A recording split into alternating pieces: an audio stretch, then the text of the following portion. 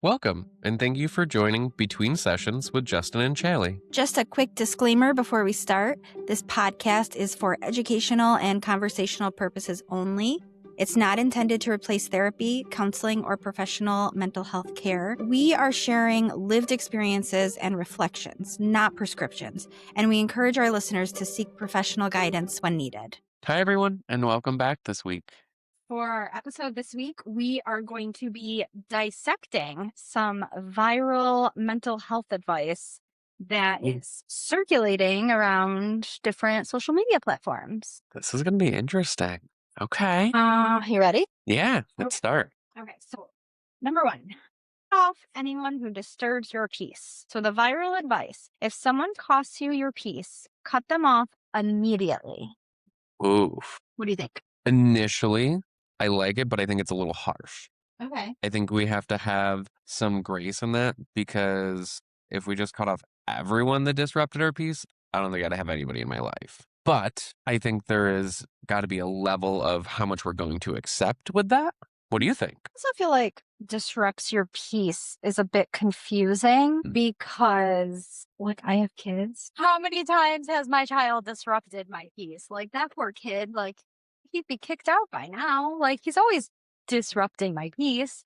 Right. So I think kind of analyzing what that means is also very important. Let's start there then. What does that mean to you? It means long term, right? Like, I think of funny peace disruption as like I'm taking like a self-care bath and my child knocks on the door 37 times because I need to open his cheese stick, right? Like that's disrupting my peace. But I'm not going to cut off my sweet angelic child for that. So maybe thinking more in like long terms, if someone is being just a significant emotional drain. I also think there's a difference. Like, it can't be a blanket statement. It cannot apply to every relationship. Not saying that just because someone is related, they have every right to continue to disrupt us. But I do think that there's varying levels of like what we can accept, maybe from a child or a sibling to like a stranger we just met compared to a coworker. Yeah, it'd be a lot weirder if a stranger I just met was interrupting my bath, asking me to open a cheese stick. Very true. Talking about the boundaries piece of it, with thinking about if it is someone that has continued to be that emotional drain or that taking an emotional toll, and we're not receiving anything back from that. Like, there's no balance with that. If we're always that go-to in a crisis, but then when we call, they don't have time for us, that's disrupting my peace and I'm not getting any reward with it. Because to be in a healthy relationship, friendship, whatever that is, other than kids, especially like minor kids, like that's the most unrewarding job there is being a parent.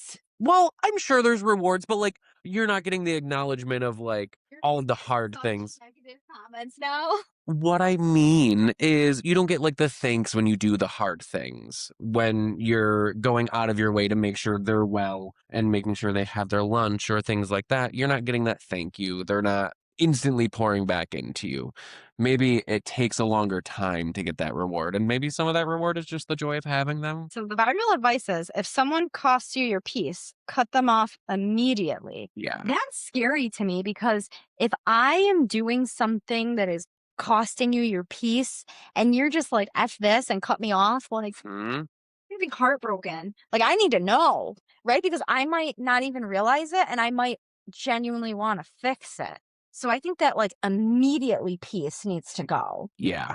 So giving that opportunity. And that, I think when we're talking about the long-term piece of it, is if you bring it up, you say that this is bothering you, you acknowledge that this is a struggle, and they just continue to do it. That's one thing. Yeah. But immediately, yeah, that word, oh, no. Okay. So you think something to take out of it, how it's misleading, is the immediate piece of it? Yeah. And maybe rephrasing it a little bit more to like take steps to protect your peace. Yeah, I like that. Yeah. I also think like there is a gray area between boundaries and like avoidance. Off immediately is avoidance. Like, you're avoiding these hard conversations. So Yeah. when does it go from I'm protecting my peace to I'm just avoiding any type of Confrontation. discomfort, Yeah. confrontation, discomfort. Okay. Sometimes we need to have those. And they can be beneficial because that relationship on the other side can be far better. So I think identifying the value that that relationship has, if it's someone who has started out instantly, always pushing those boundaries, always interrupting our peace, they're just a drain on us. Maybe we're going to have less effort to put into it. So maybe that one might be a little bit shorter, but at least giving that opportunity to fix it. If it's someone that has been in our life much longer and we want to save that relationship, we're going to give it a little bit more time to explain what it is. And another piece of this, and we live in such a world with instant gratification, it's not going to change overnight. Good point. You got to give someone the opportunity to change because it, it's probably part of their habit, it's part of their routine, whatever that is. Being able to make that change is going to take a little bit. Maybe identifying a deadline that you're willing to give for it. So, next one. Your anxiety is trying to tell you something. Viral advice. Listen to your anxiety. It's always right. Ooh, the always, Oh, the yeah. always gets me. What's your initial thoughts on that one? I like 100% disagree with that one. Okay. It's always right. If my anxiety was always right, then you would hate me. My boss would hate me. I'd be fired like 217 times. Yeah. Yeah. No, your anxiety is not always right. But if you've watched Inside Out 2, which is one of my all-time favorite movies, it's there for a reason. Yeah. Right? So like it's a difficult emotion, but it's there for a reason. So it is sometimes it is right. And so I think it's that always thing. Yeah. That's what kicked it for me. Yeah. I think there is a difference between trusting all of our anxiety and listening to our gut. Where if we are in a situation and we are feeling as though it's uncomfortable, we're getting that pit in our stomach, listen to that in the situation. Anxiety, many times, is that stress and the discomfort in what the future is. We can't predict the future. Where if we're in the moment and something feels off, listen to that. Where being able to break that apart away from the anxiety piece is that anxiety might be feeling fear of the unknown, of not living up to the expectations or whatever that is that hits for us.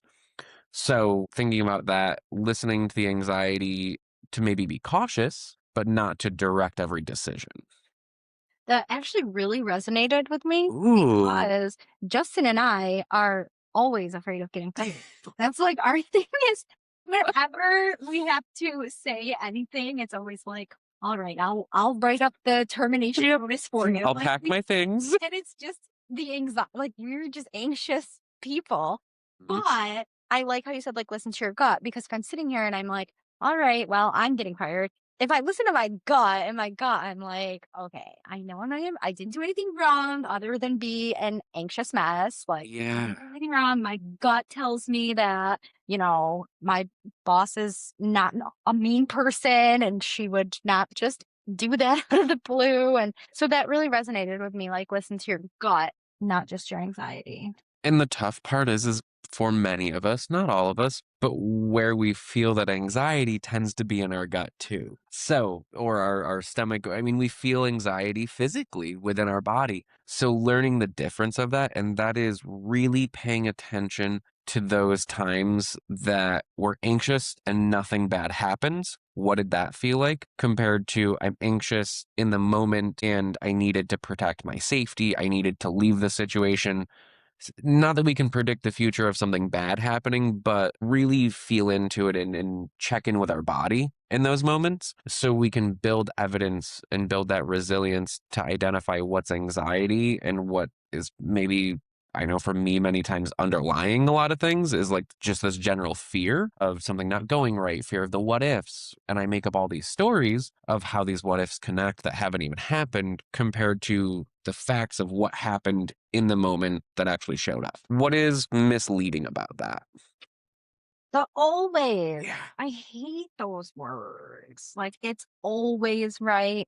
No, it's not. No. I would say in my case, like, my anxiety is almost never right. Like, it's so far from being always right. And it was developed in our body as a way to protect ourselves. But It was developed in our body as a way to protect ourselves when we were living in jungles when lions were chasing us, and it let us have adrenaline to power through something. We live in a world that almost everything causes anxiety to some degree, especially now with the just misinformation or the concerns that we might have. There's always a level of fear, and sometimes social media plays on that. There's so many different sources that can cause us that uncertainty, and we're not being chased by a tiger. It's not. I always joke that I wish I could tell my anxiety, like, we're responding to an email. We are not running from a bear. Like, we don't need to have the same reaction.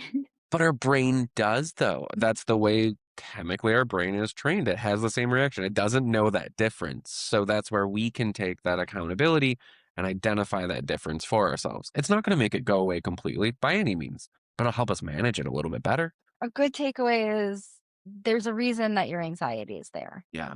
And so I don't know if we covered that. What are the good reasons for anxiety then in this day and age? that makes a really good movie.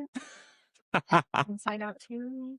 But it's kind of along the same lines as like, why is fear a good thing? Sometimes you need to be afraid of things. Sometimes you need to be a little anxious about things Yeah. because it helps you prepare for it almost. Like if I have a big presentation, like I'm going to be anxious about it. And that anxiety that I have is going to push me to prepare, and Mm. so it's all about like that balance, right? Like my anxiety, if I have a big presentation, it'll push me to prepare, over prepare a little, make sure I'm ready. Where it gets out of hand is if my anxiety causes me to just completely spiral and just fall down crying when I'm supposed to do the presentation. So, yeah. So finding that balance between not having a care and it shutting us down completely.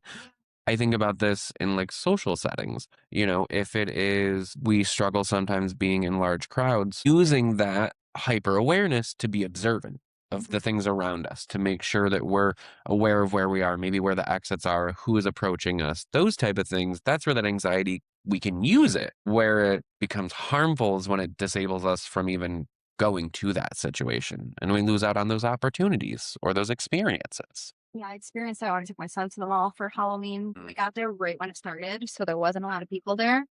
And so we walked around, and then all of a sudden it was like everybody showed up, and it was so crowded.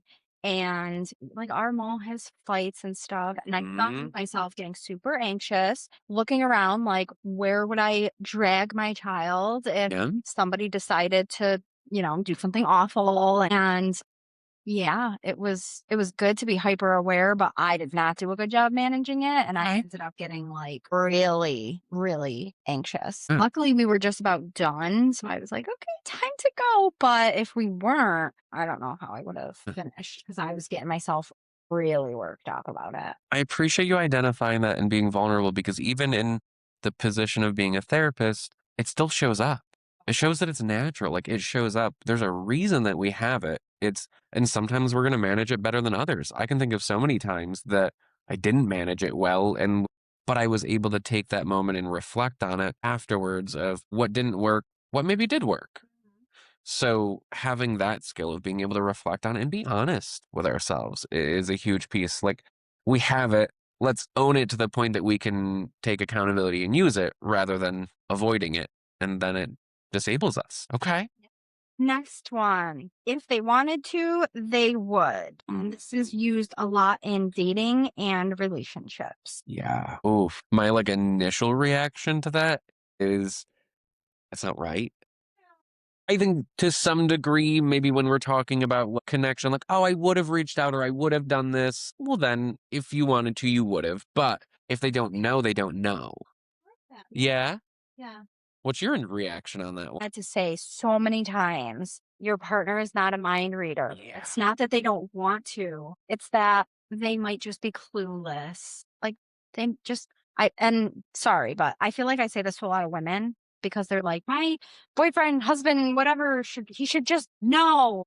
And I'm like, but he doesn't because he's a boy. Like sometimes you got to explain it.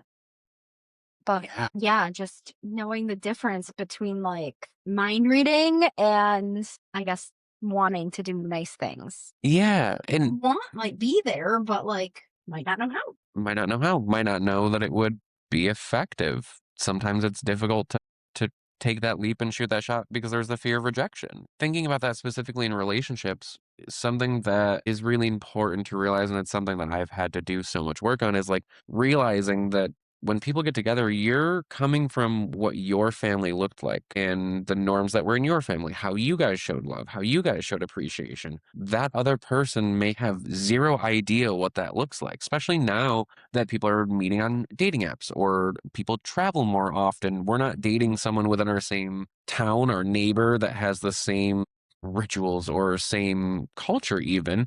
So knowing what is expressed as love or affection might look really different and something we might take for granted and be like, well, if they're not doing that, they don't love me. What are some examples of when you see that or you've had to say that? Can you think of anything off the top of your head? Oh my gosh. Like someone might say, like, I work all day on Saturday. Like, I have to go in and I have to work on Saturday. And it would be really nice of him to, like, have dinner when I get home or Hmm. make me something or, go out and grab something for dinner. But I get home and I always just have to cook everybody dinner, something Hmm. like that. And it's like, okay, have you ever asked him to make dinner?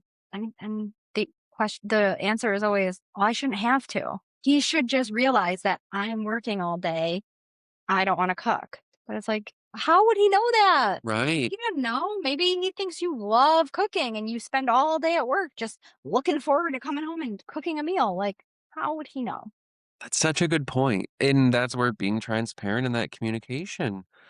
It's then a different story if you're communicating it and then you're asking and it's still not being done or there's no compromise or there's no attempt, then that's where the if they wanted to, they would. Yeah. So I think that's where it really comes in is like if you give them the tools and they don't use it, Right. it's kind of like if they wanted to, they would. Like now Mhm. you've given them the tools. Right. But especially the things that maybe we want or we're hoping. I so commonly hear about this. I've also experienced this on my end of if it's like birthdays or holidays or things like, I want them to plan this big, huge thing and I never said a word about it. That might just not be in their skill set. They might not really know how to plan things or that just might not be what they would want. So it's not even a thought that crosses their mind. Maybe they're ideal anniversary is sitting at home cuddled up watching a movie with takeout and yours is going out dancing and spending the night on the town.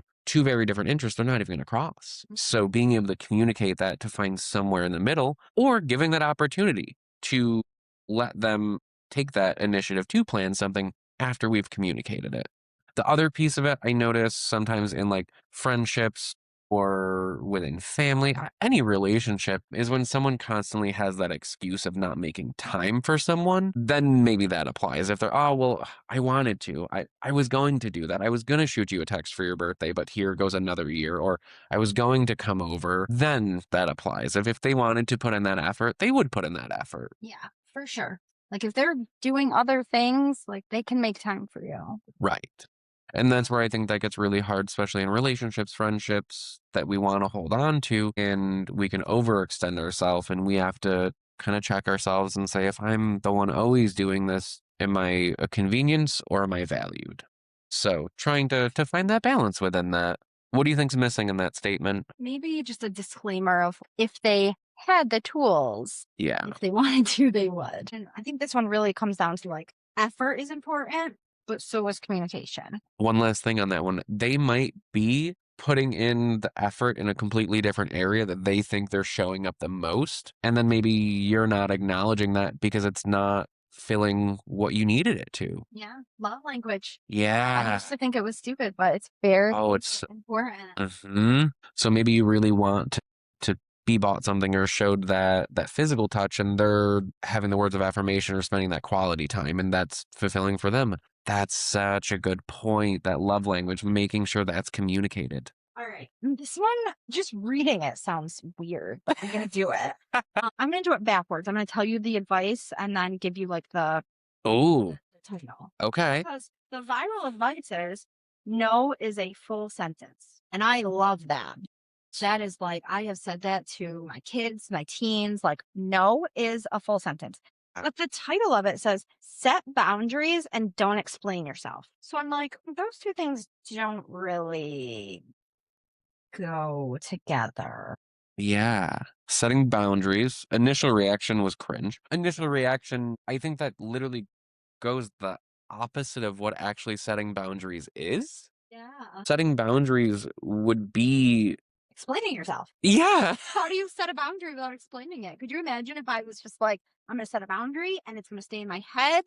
Back to like the mind reading thing. Like, I'm going to set a boundary with you, but I'm not going to tell you what it is. And yeah, when you cross it, I'm going to be so mad at you. that's avoidance. Ooh. Yeah. I mean, like, that's what I got from that when you said that out loud. I was like, well, that just, that's avoiding that conflict. Setting boundaries is one of the most challenging things we're going to do. And then, like, even more challenging is maintaining them. That takes communication and that takes probably multiple challenging conversations. But making sure we are communicating that, that's a key piece of setting that boundary. In that same breath, no is a full sentence, though. We don't have to explain ourselves to hold that boundary, but we have to give some context of why we're explaining that boundary. Maybe it matters more so like with who the person is. Like if I am at a bar and I just wanna Mm. sit and have my chicken wings, I don't want anybody to bother me. And somebody sits down and they're like, "Are you gonna buy you a drink?" No, I don't need to explain anything else. No. So in that, okay, so I can kind of understand that. Yeah. So because I'm setting a boundary and I'm not explaining why. Yeah. Because it's a strange man at a bar and I don't have to. I Right. guess when I read that, I thought more so like with family and friends, Yeah. which it makes no sense. Like, hey, can I come over tomorrow? No. Okay. Which I mean, even with that, that could be a respectable answer, but it's not going to help that relationship by any means. It can exist. They're probably not going to ask often. Maybe, yeah, setting a boundary of like, no, Sunday is family time or something. Right. Like, so I do think that boundaries can require explanation. So varying in the relationship, varying in the context of it. I think no is a full sentence when it comes to consent or when it comes to engaging in a relationship that is very new. No is a full sentence. We don't have to explain why we don't want to do something, or with a stranger, or with those very low risk relationships. Maybe that's not going to take as much of an explanation, but with our family, with our friends, with the people we really value, and we're trying to set a boundary, especially if it's a boundary that we've never set before, and it's maybe something that has bothered us for a while, and we want to do something about it, but we haven't known how to, that's going to take a lot of explanation. I think about this being in the mental health world of over explaining ourselves, or even sometimes when we're talking about substance use, it can be we're changing our life almost entirely. So it's going to take some time for the other people in our life to adjust to it. It's going to take probably multiple conversations of why we're doing it, how we're doing it, how you need them to respect it. And that can be within those I statements. I feel disrespected when you talk over me. So being able to make sure we're being transparent in that, again, people can't read our mind. If you just have a boundary and don't communicate it with anybody, we're going to get really mad because people are always going to overstep that boundary. Yeah. So Okay. it's important to maintain the relationship and explanation may be beneficial. Yeah. So, Yeah. ooh, okay. I'm going to have this one be the last one. Okay. Okay. All right. You have to love yourself before anyone else can. Ooh, I like that one. I hear this all the time. Yes, but I don't think it just stops there. Like, there has to be context to it, I feel like. I feel like we have to be at a place that we can accept love, but it's not a one-time thing. We can have relationships or friendships within that process of working on ourselves and loving ourselves. What do you think? I don't know because I've always preached, you have to love yourself before you can love someone else, or you have to love yourself before anyone else can. But like then in my personal life, I have discovered that that is not, in fact, always true because like I really was not in a good spot when I met my husband. Like Yeah, I was same. like I did not love myself. I talked so meanly to myself and my Mhm. self-confidence was just in the toilet. I mean, it was just not It was not pretty. So, and I'm very comfortable saying, like, no, I really didn't love myself at that point. And it was like, this is going to sound so corny, but it was like, well, he can love me enough for both of us, and he just like showered me with like love and support. And like, I really feel like I'm getting all like, I love my husband, but like, I really feel like I owe it to him. He really helped boost my self esteem. And like, at first I didn't believe him, and then he just wouldn't stop. So Yeah. eventually I'm like, Huh, "Alright, maybe it is. it's gotta be true." Yeah. And I feel like I'm a much more confident person and I like myself a lot more because of him. Yeah. We agree. I can so relate to that because I know before and sometimes it still creeps in. It's so much less often now, but it was such a core piece of me that I was unlovable and that I didn't deserve love. That was me not loving myself. I do know there were probably times that I tried to sabotage my relationship because of that too. That's where I think it comes in varying degrees of if we absolutely hate ourselves, we're not going to allow anybody to love us. So we have to love ourselves enough to let someone in, but it's not like the box is checked and it's a completed journey. I think we continue to grow. I think there is a point or a threshold of love that we have to love someone else or to allow someone to love us, but I don't think it's a blanket statement. I don't think it's like a one-time thing. I like what you said with a checkbox. Like, it's not a checkbox, it's more like a No. spectrum. You can Yeah. get to a certain point where you love yourself enough to like let them in and then you continue to grow. Like, I continue to Yeah. even now. Ways that I didn't know I could love myself to then pour into the relationship to build that love. Right? We're in so poor. Yeah. And I think that can come in differing relationships. I know I've heard people talk about with kids that showed them a different level of love that they didn't know they could have.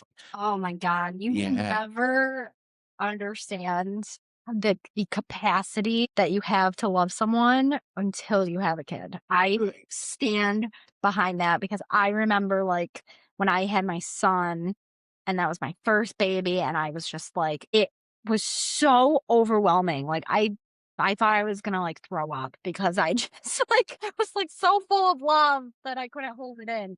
Yeah. But it's like this crazy and even now he's 8 and I still look at him and his naughty self and I'm just like, I still just freaking love you so much. Like, Yeah. it's the most overwhelming thing.